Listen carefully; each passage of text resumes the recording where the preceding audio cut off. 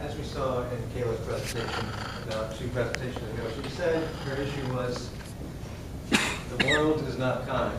And I'm going to tell you that that's because of religion. I want you to answer this. I want you to ask yourself this question, and at the end I want you to think about it throughout, and if you come to an answer, let me know. Can you name one moral action performed by a believer that could not have been done by a non-believer?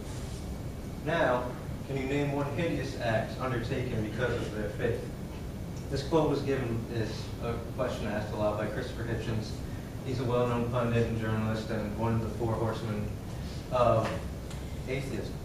The reason why I'm asking you this is because a Pew Research Center study showed that 84% of people in the world identify themselves as being affiliated with a religious group. So they're saying that I identify myself as one of these groups. And I'm sure everyone in this room, in one way or another, has been subjected to organized religion in one way or the other. So wouldn't it be best, if we're going to identify ourselves as one of these groups, to build a strong, educate ourselves and build a very strong foundation and solid, all-encompassing knowledge about these establishments and these institutions before we blindly follow them? I would like to claim that religion is man's worst invention because it tells people what to do with their body, especially women and other minorities. It encourages ignorance as opposed to free thought and free thinking, and it divides people more than it actually unites them. And if we just educate ourselves, practice free thinking, practice it to our children, we can better ourselves, incur more social change, and perhaps even change the world.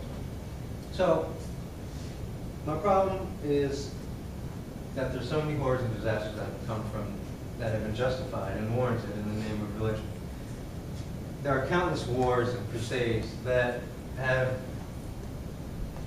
been, as I said, justified in the name of religion. There's 30 Years' War, French Wars of Religion, Nigerian Civil War, Crusades, Muslim conquest, Spanish conquest, Ottoman Wars in Europe. That's only a few. And I hope that you noticed, other than that most of these pictures look the same, and that a lot of people are dying in them, is that massive amounts of people are dying, millions.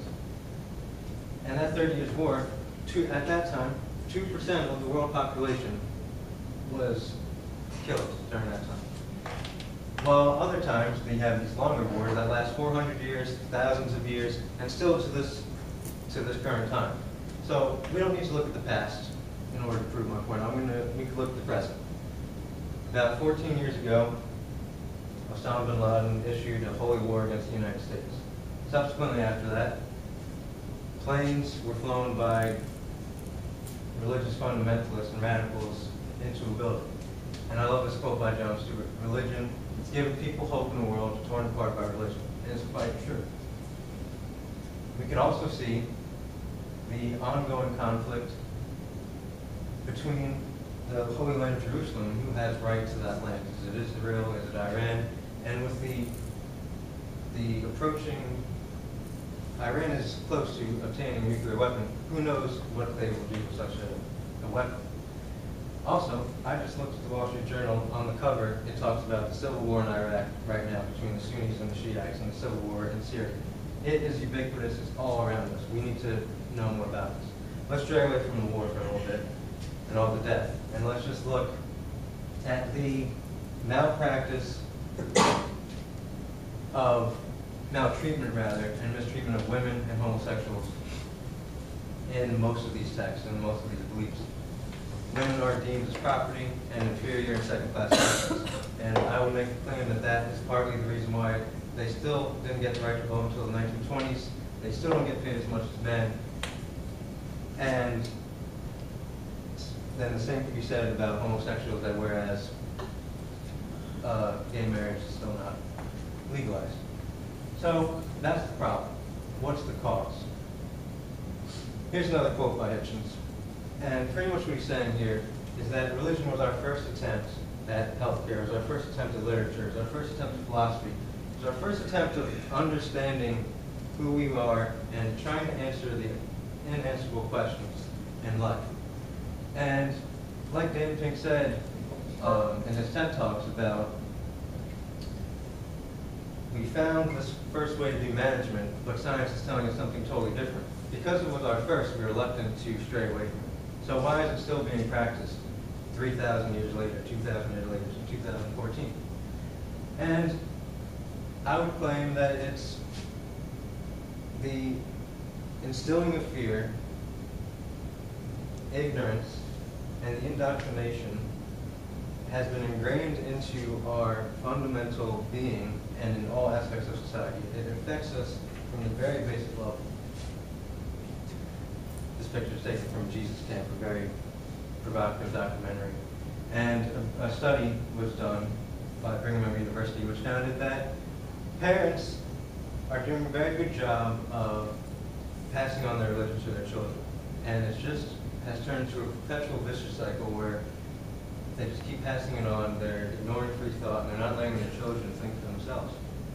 I also feel another cause is that it's a money industry. The Catholic Church wants money. You see these huge mega churches, they get enough money and they start building all these things.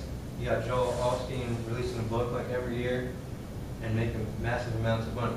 And even a few weeks ago, Pope Francis fired, if you will, one of his cardinals for showing up to events in limousines and things like that, and abusing their powers. So, what can we do to combat this? As future parents and as future leaders and influencers, we need to just be tolerable to other people, undiscriminatory. And if you do want to associate yourself as one of these religions, study it yourself, read all about all sides of it, and tell the same to your children and pass it on so it goes on for after you are dead.